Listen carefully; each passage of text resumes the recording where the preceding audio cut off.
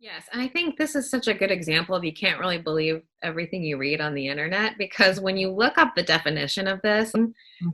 it was shocking when I looked it up. I thought, oh, I don't want to be associated with any of that. Right. But then I really like get out there on social media and look up all these profiles and all these. There's YouTubers and there's Instagram pages that are really positive within the Tradwife community. So I think ultimately we do think that Tradwives are great for the most part, but there's a part of it that just we want to clarify we don't identify with. Probably most women want to clarify. They'd say, "What? True.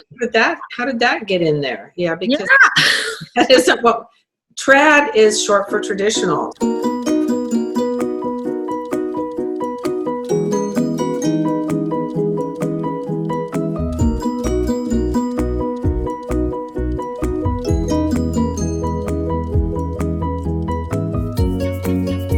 Hello, everyone. Welcome back to the Fascinating Womanhood channel. I am Cherry Lynn, and I'm here with Dixie Andelin Forsyth. Hi, Dixie. Hi, Cherry. So we're here today to discuss whether or not you are a tradwife. So why are we talking about tradwives? Well, I only heard of this about a year ago, and I had to say, "What is that? What is a tradwife?" And we got early on, Fascinating Womanhood got lumped in with tradwives, and so I thought it was important for us to look at what generally people think it is and what it means to us, because there was a documentary done on us, and the people who did it called it #Tradwives, and that's when the first I heard of it, I thought, what's that? How we define a tradwife or a traditional wife, I think that's short for traditional wife, is the idea that a woman supports femininity, traditional values like marriage, home, family, and things like that. That's how I always thought of it. But then when we got lumped in with tradwives, I thought it was important to look and see what the online definition was. And it wasn't always exactly what we can identify with. So let me just briefly say what some points, because the online definition is quite long. So what we have learned is things like a woman's place is in the home, submitting to male leadership, staying at home, raising your family, having lots of children. It's associated with far-right politics, which was new to me, and even sometimes white supremacy. So that, and I think most of us don't really identify with that, but some do. Yes, I think when I first heard the term, I just thought it was literally a short for traditional wives. And when I think traditional, I just think of, homemaking, and I think of very simple things. And it was surprising to me. A few weeks ago, we posed this question on our Instagram account, and we asked a lot of our ladies, we said, what do you think a tradwife is? And we got an overwhelming response from the ladies saying that they thought it was this, they thought it was that, or some of them thought it was very negative, and they said, I don't want to associate myself with that name or that term because it represents so many things. And then some people were the opposite and said, I love that term and I'm proud to be called that. So we wanted to do this because I think a lot of people fascinating womanhood into this box of you are tradwives, and we wanted to clarify. I think the whole point of this is that we really wanted to clarify that with everyone and explain, well, there are some things that we do identify with that group of people, but there are also some things that we don't exactly feel connected to when it comes to that term. So yes, because fascinating womanhood, unlike some people's view of tradwives, and I don't think the majority of us are like this, but the white supremacy thing was kind of an alarm bell for me because we believe in women. Fascinating Womanhood is for women of all races, religions, whether they're any religion at all, whether they work outside the home or not. That's another one that's a big one. Some people, because some women have to work outside the home. Some women don't have small children. Some women have children who are grown, and some women have special talents they want to develop. So we're not quite that rigid as some are. Like kind of to what you're saying, some women look at the word tradwife and they think of slaves. The whole word submission is a problem word today. Now, when my mother used it in her original Fascinating Womanhood book, it didn't mean what it means now. You know how the English language evolves. Yeah. And some things mean some things today that didn't mean that a long time ago, like the word gay. We use the word gay. It used to mean happy. Yeah. It doesn't mean that anymore. You have to adjust to the different changes in word definitions. Yes, and that's us saying we're just trying to adjust. We're not saying that there's anything wrong with people that are fans of submission. It's just that it's not what we want to use because we feel that that word has changed in its definition. It scares too many people. So what we do is we instead, another word that I think is a little more accurate is sustain, which means you support. Submitting sounds like a slave thing, which is offensive to a lot of women. And I don't think any of the Tradwives I know believe in that sort of relationship. Well, and Helen Andelin did not have a marriage that was like that. No. My dad didn't say, Helen, do this and do that. And she just bowed her head. That isn't how it is. And that doesn't make the best marriages. Yeah. And Fascinating Womanhood is about fantastic romantic marriages. And what people think that is, or what it is today, won't create those kind of marriages. So we just don't really use it. You can use it if you want, but you got to realize people are going to misunderstand that. Okay, so we want to jump into we want to point out today the similarities that we have, Fascinating Womanhood has with Tradwives, and then we want to also talk about the differences. So we're going to start with the similarities. Number one, our interest in homemaking and raising our own children where possible, and traditional values. We believe in masculinity, femininity, things like that. We believe in the importance of mothering and how important it is and the value of being a mother. We believe in supporting men as primary breadwinners wherever possible. I mean, some men have health problems and the woman has to do it. Or there's all kinds of situations, but that's why we use the word primary. We believe in the importance of creating a good home life and cooking and we believe in the value of those things and how they contribute to society and the world. So those are very much in common with mainstream Tradwives. And that's right. It doesn't mean that we believe that women that don't follow all of those bullets are inferior or that do them are superior. It's more that we, like you said, it's about the value and remembering that it's valuable to be that way, because in our society right now, there's a huge misunderstanding that the value that you just listed off, all four of those points, are somehow you are, missing out in your life by doing that, or, you're not fulfilling your potential as a woman. And so we just want to make sure that we are saying that we really believe in those things if you can. Yes. And you pointed out something really correct. The key of it is valuable. Mm-hmm. And when something is valuable, you will get it if you can. Okay, now for some of the differences, and it's more like, it's not so much different as it is we're broader than that.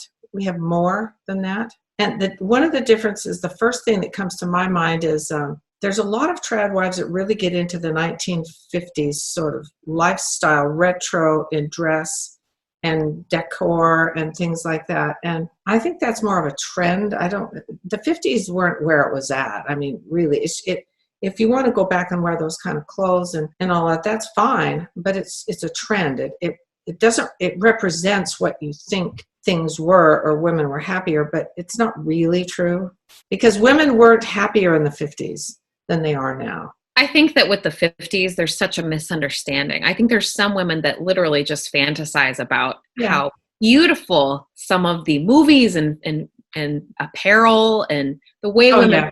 There's a fantasy involved, which is totally fine. I think it's great. But it's the core of it, and going back to the 50s is where I think that's why we're talking about this. It's like, we don't literally want to go back to the 50s. And we have comments all the time that are negative on social media from women that will comment on our videos or whatever and say, like, why are you taking us backwards and things like that? And that's not what we're saying. I think that the image of the women wearing those beautiful dresses and cooking and like, there's a wonderful spirit there. Wouldn't you agree?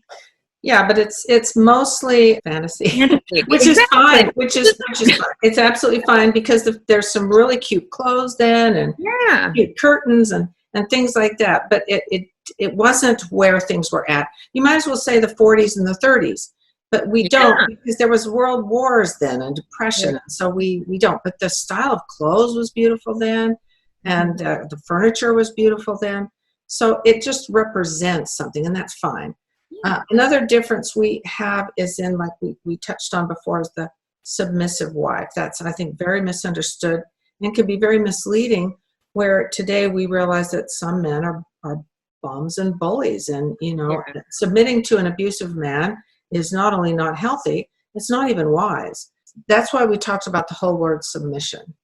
And we just stay away from it because the definition just has too many red flags. And again, there are women out there that are doing the Tradwife hashtag, and they are using the word submission, and they are doing it in a very healthy way, I'm sure. It's just it's just that it's too muddy of a term to be able to say, like, we support it, we don't support it. We just try to use different words because it just doesn't represent something positive for us. If more people see the definition of the word submission as being negative, then use something else. It's just easier, like sustain. Okay, the other thing is that's broader with Fascinating Women is we focus more on relationships with men and understanding men rather than this cooking and homemaking, which is important. But number one is understanding men and the relationship between us and him, between you and him. And we teach about feminine power. We believe in two different types of leaders, a task leader and a relationship leader. Not one leader, which is the man, and the other leader, or no leader at all, which is like the woman who's kind of lumped a little bit in with the children. It's a little muddy, like you said, with the submission. Because then on an ideal marriage, both of them are leaders, but they're different types with different strengths.